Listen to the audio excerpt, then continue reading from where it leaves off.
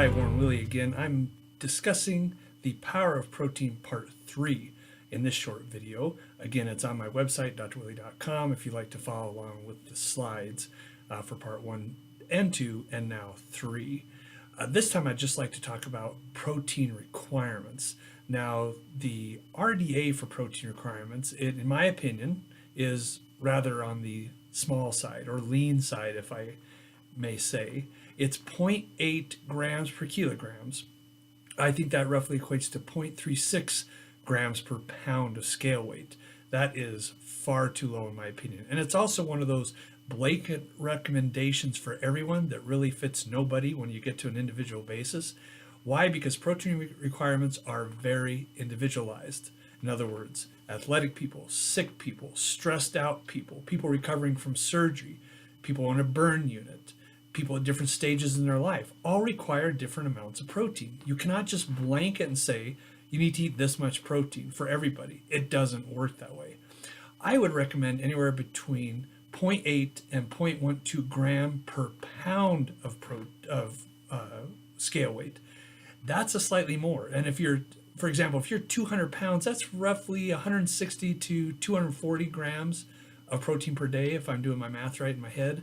So that's a little more than the recommended dietary allowances, but I think that's very important that we get adequate protein in. Now, again, that's very individualized. So based on any of those positions in life you may be in, being athletic, sick, ill, recovering from something, etc., your protein requirements may change. And that's why you need to sit down and talk with a qualified individual who understands that and understands your protein requirements. Now let's briefly just talk about quality of protein. And this is not comparing Spam and sirloin. This is what makes a good quality protein. And I think that starts by what else is associated with it.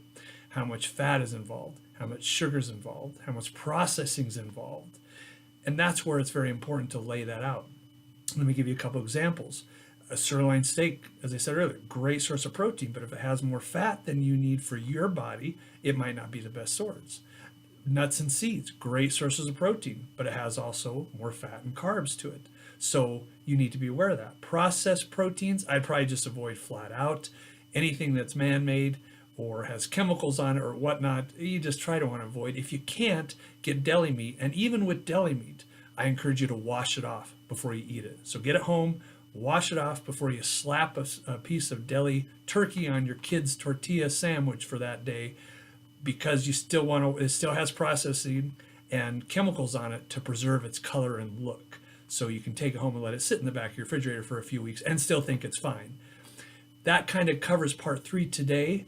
If you have any other questions or whatnot in regards to what I said, again, it's outlined in more detail on my website, drwilley.com, The Power of Protein.